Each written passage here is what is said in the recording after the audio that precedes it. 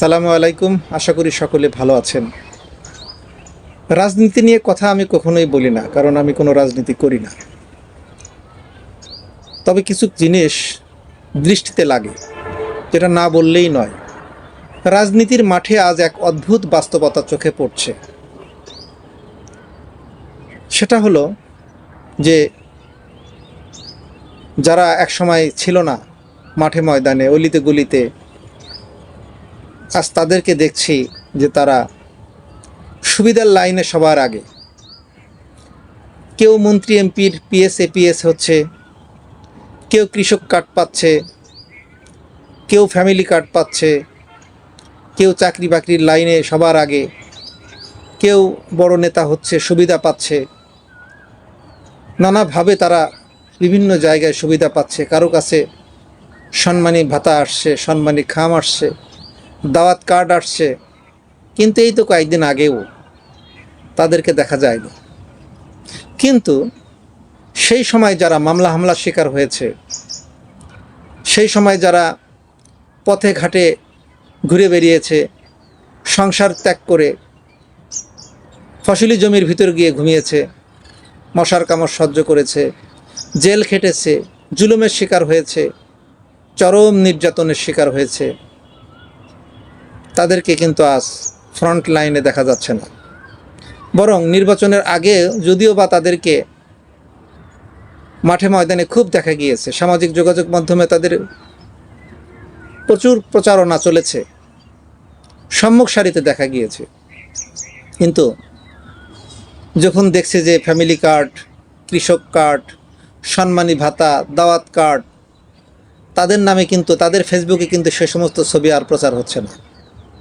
তাদের প্রচারণা পর্ব যেদিন নির্বাচনে একটি দল জিতে গিয়েছে, তখন থেকেই তাদেরকে আর দেখা যাচ্ছে না। তারা যেন কালের অতল গহ্বরে হাতে হারিয়ে গিয়েছে। বিষয়টি আমার হৃদয়ে লাগে। সব দলের বেলায় কথাটা সত্য। সব সময় সব দলেরই তৃণমূল নেতাকর্মী সবসময় বঞ্চিত। তাহলে এই যে কষ্ট করে বেচারারা দল করলো, তাদের কি লাভ? সেটা কি বিএনপি, কি আওয়ামী লীগ, কি জামাত ইসলাম বা অন্য যে কোনো দল? এই সমস্ত তৃণমূল নেতাকর্মীদের মানুষ ভুলে যায়। সময়ের সাথে সাথে তাদের কথা আর কেউ মনে করে না। বড় দুঃখ লাগে, আফসোসও লাগে। আমি একজন ব্যক্তিকে চিনতাম, যিনি বিএনপির রাজনীতি করতে গিয়ে, ছোট মানুষ, আমাদের বয়সের হবে, সব খুইয়েছেন, দিনের পর দিন কষ্ট করেছেন। আমি একটা ব্যক্তিকেই খুব নিকট থেকে চিনি এবং জানি। করোনাকালীন সময়ে খাওয়ার পয়সা পর্যন্ত ছিল না তার কাছে, গাড়ি ভাড়া তো পরের বিষয়। সেই ত্যাগী নেতাকর্মীকে কিন্তু আজ সামনের সারিতে আর দেখা যায় না।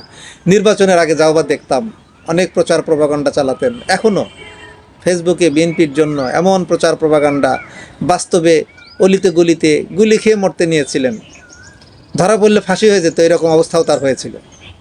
সে সমস্ত ছেলেপেলেরা আজ বিএনপির একবারে পিছনের সারিতে, তাদের নামগন্ধ আর নেই। এই যে ত্যাগ, আর ত্যাগের বিনিময়ে এই যে প্রতিদান, এদেরকে কি পুনরায় আবার সেই আগের অবস্থানে ফিরে পাওয়া যাবে?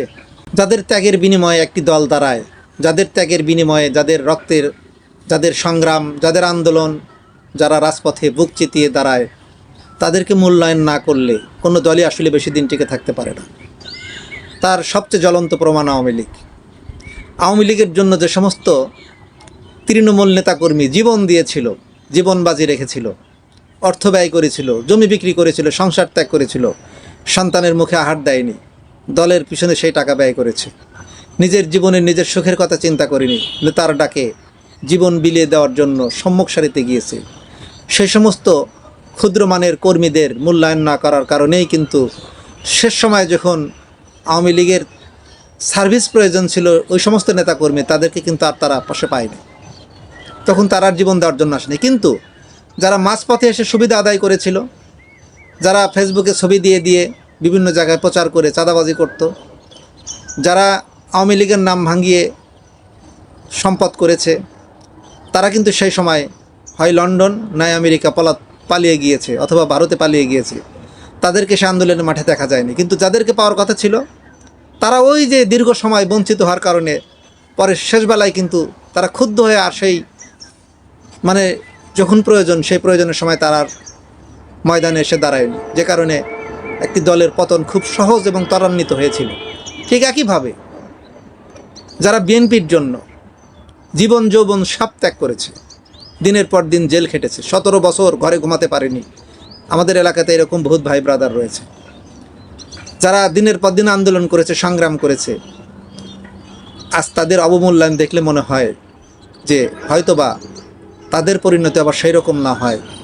তৃণমূলকে মূল্যায়ন করা বা ক্ষুদ্র পর্যায় থেকে, যেখান থেকে একটা দলের মূল সাহস শক্তি মূল সংগ্রামটা হয়, তাদেরকে মূল্যায়ন না করে যদি হাইব্রিডদেরকে সবসময় মূল্যায়ন করা হয়, তাহলে কোনো দলের জন্য সেটা শুভ হয় না।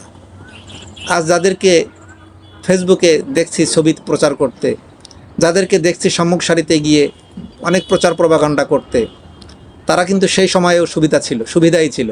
তারা সেই সময় এরকম করে ছবি তুলে তুলে প্রচার করত আর বিভিন্ন জায়গায় গিয়ে সুবিধা আদায় করত। আর যারা তৃণমূলের নেতাকর্মী, তারা এখন তো ছবি তুলতে পারেই না, আর যখন তাদের ছবি তোলার সুযোগ ছিল তখন তারা ছিল আন্দোলনের মাঠে। তারা তখন ছবির কথা চিন্তা করেনি, তারা তখন চিন্তা করেছে দলের কথা। তাই বলবো যে একটি দলের নীতি নির্ধারক যারা থাকেন, তাদেরকে এখন ভাবতে হবে এই সমস্ত ত্যাগী তৃণমূল নেতাকর্মীর কথা, যাদের কথা কেউ বলে না।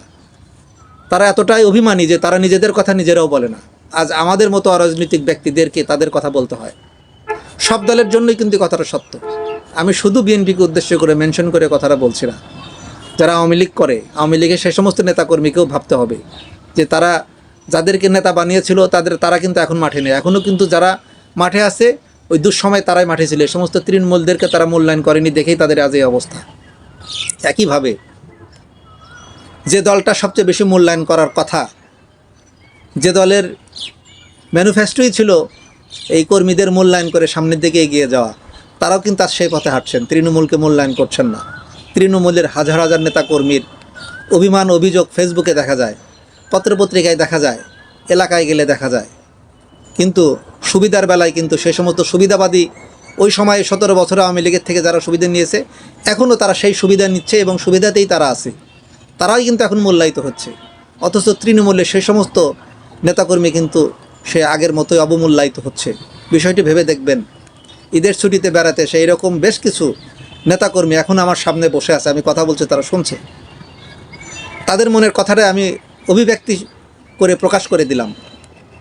বিএনপির নীতি নির্ধারকরা বিষয়টি ভেবে দেখবেন। তৃণমূলকে কোনোভাবেই অবমূল্যায়ন করবেন না, কারণ এই দিন কিন্তু দিন নাই, আরও দিন আছে। সেই দিনের জন্য আপনার এই কর্মী বাহিনী, এই তৃণমূল বাহিনী আপনার সবচেয়ে বড় শক্তি। এদেরকে অবমূল্যায়ন কোনো অবস্থাতেই করা যাবে না, যথাযথ মূল্যায়ন দিতে হবে। খোঁজখবর নেন, সুবিধাভোগীরা যেন বারবার সুবিধা না পায়, বরং আপনাদের জন্য যারা একসময় অসুবিধায় ছিল তাদেরকে কিছু সুবিধা দিলে তারা তো তখন সময় দিয়েছে, সংগ্রাম করেছে, এখন জীবন পর্যন্ত দিয়ে দিবে সেই দলের জন্য। সুতরাং তৃণমূলকে কখনোই কোনো অবস্থাতেই অবমূল্যায়ন নয়। Voice of Atikullah Arefin Rasel.